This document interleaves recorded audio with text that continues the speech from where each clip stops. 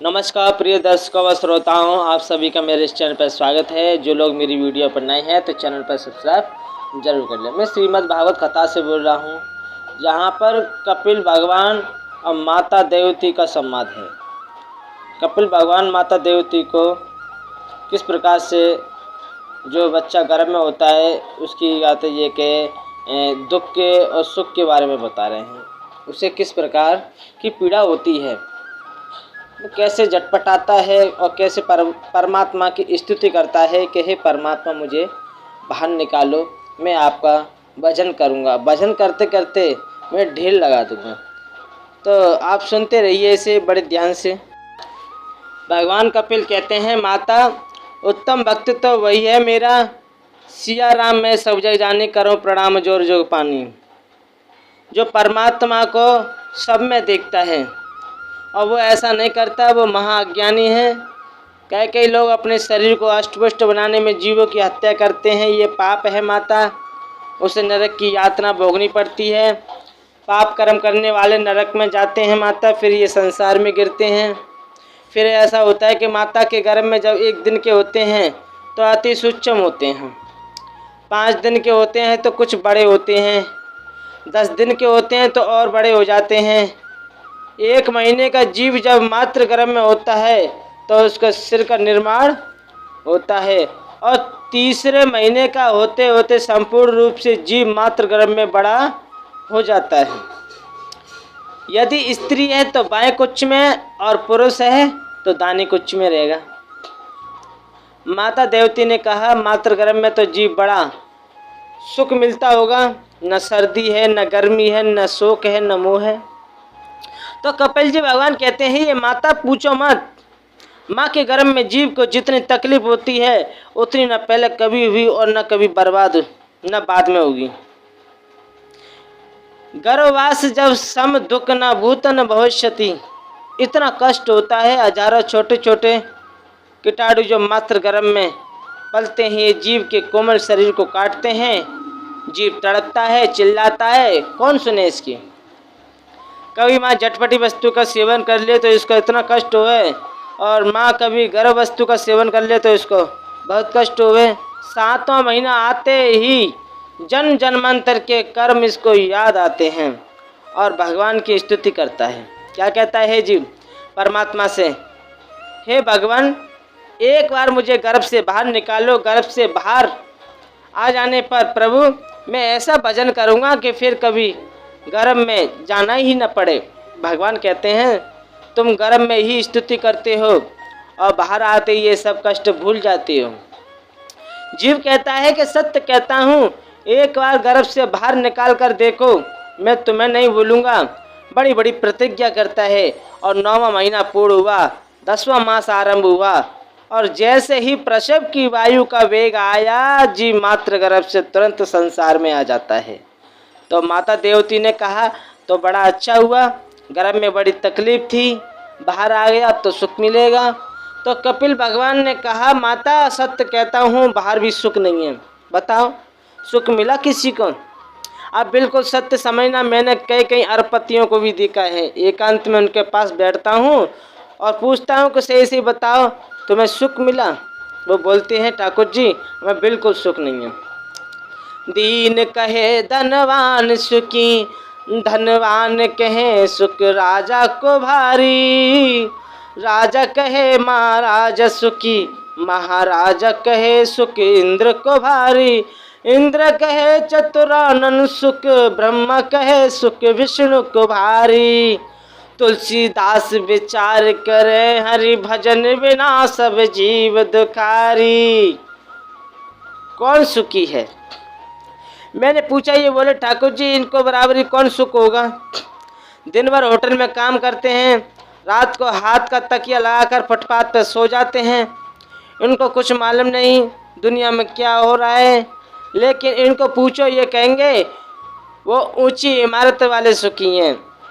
लेकिन संत तुलसीदास कहते हैं, भैया सुखी तो वह है जो गोविंद का नाम गान करता है। भगवान कपिल ने कहा, माता बाहर भी सुख नहीं है। काय का सुख? बालक जन्म लेता है, पालने में सो रहा है और उसे खटमल खा रहे हैं, लेकिन बल नहीं सकता, बता नहीं सकता मुझे क्या तकलीफ है। थोड़ा हुआ बड़ा हुआ, बच्चे ने अपने मन को 3 जगह में बांट दिया, माँ, पिताजी और भाई में। और बड़ा हुआ तो मन मित्रों में बट गया। पढ़ने जा रहे हैं साहब। मात पिता बालकन बुलावे, उधर भरे सो ही धर्म सिखावे। पेट भरने की विद्या सीखने जा रहे हैं, पढ़ लिख के डिग्रियां लेकर आए हैं। माता और पिता ने शादी कर दी। अब तक माता में ममता थी, पिता में अनुराग था। सारी ममता अनुराग की डोरी लेकर अब श्रीमती जी के चरणों में बांध दिया है। अब तो दूसरी दुनिया बस गई। युवावस्था ऐसे बीत गई, बुढ़ापा आया तो रोगों ने ग्रस्त कर लिया। जीव आया था वैसे ही चला गया। पुनरपि जन्म पुनरपि मरण, बार बार जन्म लेता है, बार बार मर जाता है, बार बार माता के गर्भ में आता है। इस आवागमन से छुटकारा मिल नहीं पाता। कपिल भगवान कहते हैं, इन संसार की विषम परिस्थितियों से हमें यही शिक्षा लेनी चाहिए, माना कि कर्म सभी संसार के करें। परमात्मा के प्रति प्रेम करने के 3 साधन हैं। भक्ति की 3 धाराएं हैं। भक्ति आरंभ होती है तो विश्वास से। हमारे अंदर पहले ये विश्वास हो कि भगवान है। परमात्मा के प्रति विश्वास करते हो, बिना विश्वास के भक्ति नहीं होती। और यदि विश्वास नहीं है तो आप कितनी भी पूजा करिए, कोई लाभ नहीं है। एक बार कहीं कथा हो रही थी, सवेरे एक बच्चा हमसे आकर बोला, ठाकुर जी आपने हमारी दादी जी का पूजा घर देखा है, 4 घंटे रोज़ पूजा करती हैं। मैंने कहा अच्छा चलो हम पूजा कर दिखाओ। दादाजी के पूजा घर में ले गया। मैंने देखा वास्तव में पूजा घर तो बहुत सुंदर सज रहा है। दादी जी पूजा के बाद आरती कर रही थी। दादी जी बड़े भाव से गा रही थी, लेकिन उन्हें यह मालूम नहीं था कि मैं पीछे खड़ा हूँ। दादी जी आरती गा रही थी, ओम जय जगदीश हरे स्वामी जय। अरे रामो सुन, कौन लोटा कटिन गेर दियो, भक्त जनों के संकट। अरे बिनड़ी ढावरा ना अटे ये भेज देवे, माने कोई पूजा ही कौन करन देव दे। एक लाइन में 10 बार राम को डांटा, 10 बार बिनड़ी को। क्या मतलब है? इस पूजा का कोई मतलब नहीं होता, ये तो केवल मन को बहलाने की बात है।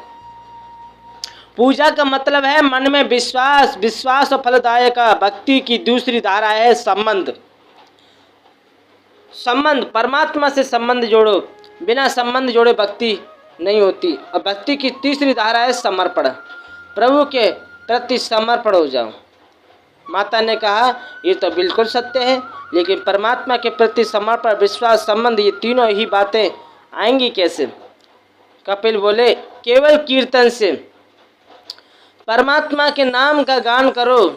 जब प्रभु के नाम को गाएंगे माता, तो नाम को गाते गाते मन पवित्र होगा और फिर मन में चिंतन की भावना बढ़ेगी और चिंतन से फिर परमात्मा की प्राप्ति हो जाएगी।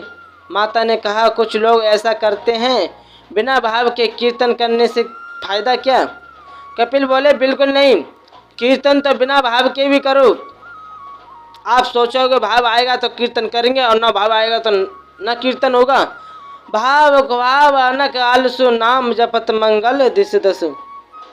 किसान जब बीज बोता है तो ये कभी नहीं देखता कि बीज टेढ़ा जा रहा है कि या सीधा जा रहा है कि उल्टा जा रहा है, कि उसको बीज बोने से मतलब एक बार खेत में बीज बो दिया तो वो उगे बिना रह नहीं सकता। इसीलिए नाम को कैसे भी गाओ, परमात्मा के नाम को कैसे भी गाओ। मूर्ख कहता है विश्राय नमः विश्राय नमः, विद्वान कहता है विश्रेव नमः विश्रेव नमः। परमात्मा का कीर्तन गाओ। हम कीर्तन को जितना जोर से गाएंगे, जितना कीर्तन की स्वर लहरी होगी, उतना ही कीर्तन बढ़ता है। संसार की हर चीज़ ऐसी हैं, खर्च करने से कम हो जाती हैं, लेकिन कीर्तन की स्वर लहरी को जितना गाएंगे उतना ही बढ़ता है। राम नाम के हीरे मोती में बिक रहा हूँ गली गली, ले लो रे कोई राम का प्यारा, शोर मचाऊं गली गली। गोविंद के नाम में ये सामर्थ्य है माता, विश्वास, संबंध, समर्पण तीनों नाम से ही मिलते हैं। माता देवती प्रभु कपिल के मुख से ऐसे वचन सुनकर गदगद हो गई, प्रमुदित हो गई, हर्षित हो गई, प्रेम की धारा में बहने लगी। सज्जनों, प्रेम की 9 परिस्थितियां होती हैं। भक्ति की 10वीं परिस्थिति में जब व्यक्ति पहुंच जाता है तो उसका संपूर्ण शरीर पानी बनकर बहने लगता है। माता देवती के साथ भी ऐसा ही हुआ, उसका संपूर्ण शरीर पानी बनकर बहने लगा, सिद्धदा नाम की नदी बन गया। महाराज श्री कपिल ने उनको प्रणाम किया और जल का आचमन करके सीधे गंगा सागर क्षेत्र में आ गए। गंगा सागर क्षेत्र परम पावन है, पवित्र है। हम लोग मकर संक्रांति पर जाते हैं, कपिल भगवान का ही आश्रम है, वहाँ भगवान कपिल के दर्शन होते हैं। प्रेम से बोले कपिल भगवान की।